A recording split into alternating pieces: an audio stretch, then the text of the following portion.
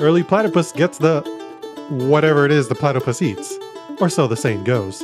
Load your wagon and gather your wares, it's off to the market. Selling is what you do, and selling is what you're good at. The competition is fierce. Whoever can set up the best market stalls fastest will come out on top.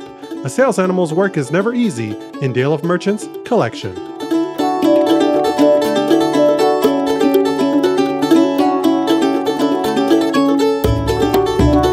Dale of Merchants is a deck building game in which players race to build their market stalls first. The game comes with 8 animal folk decks, and you'll combine one more than the number of players for use during play. In this 2-player game, we'll select 3 animal folk decks. Each player will get 1 starting card from each of the selected decks, and add a number of junk cards until they have 10 total cards.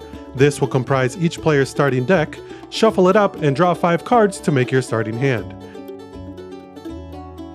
Then, shuffle the selected animal folk decks, place it near the market board, filling it with cards drawn from the newly created deck. You're now ready to begin the game. On your turn, you can do one of 4 actions.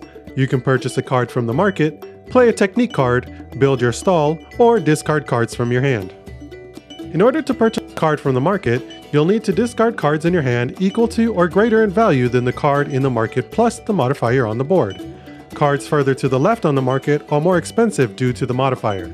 The purchased card goes directly into your hand. Many of the cards in the game are technique cards.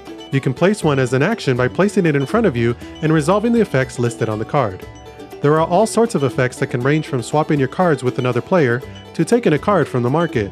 Once the effect is resolved, the technique card is placed in your discard pile. Also of note, technique cards have a plus symbol on them that grants you an extra action that turn.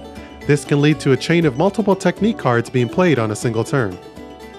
To build your stall, you place cards of a single animal type from your hand into rows in front of you.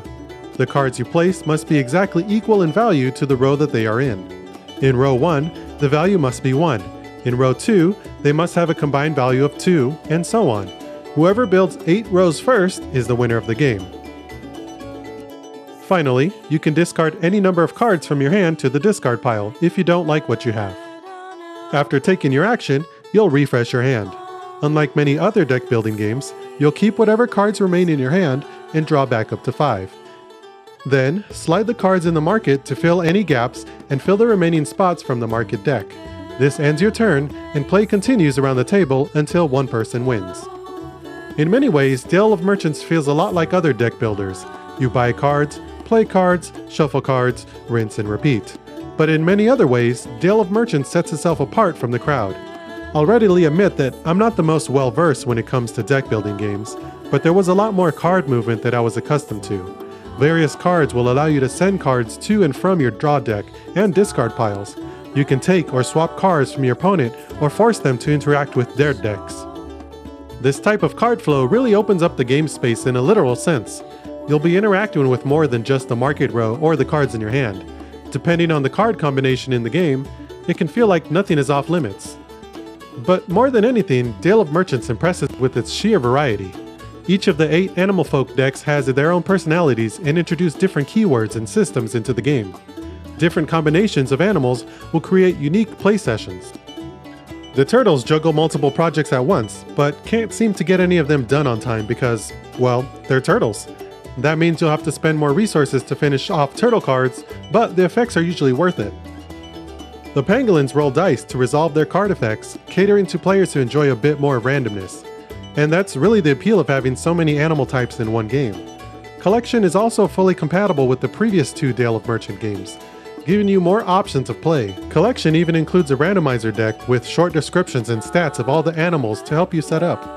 But that's not where the variety ends. There are dozens of special character cards that you can introduce to give each player unique powers and abilities. There are trap cards that you can throw in if you want your sessions to be more confrontational. All this is to say that Dale of Merchants has variety nailed. So, if you're looking for a cute deck building game that's a little different and packed with options, you should definitely give Dale of Merchants a chance.